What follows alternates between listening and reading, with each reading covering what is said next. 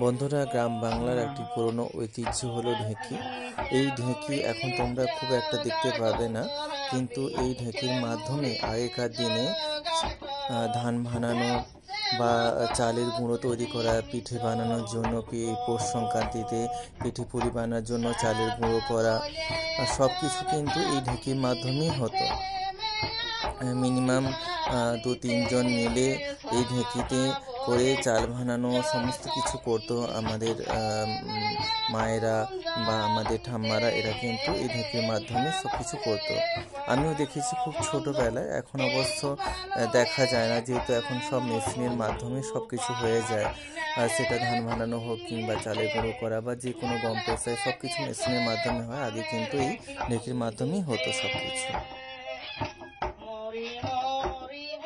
আমার এই ছোট্ট ভিডিওর মাধ্যমে আমি এই পুরনো ঐতিহ্যকে তোমাদের কাছে তুলে ধরলাম। ভালো লাগলে অবশ্যই সাবস্ক্রাইব এবং লাইক করে দিও, যাতে আরও এই ধরনের ভিডিও আমি তোমাদের কাছে তুলে ধরতে পারি।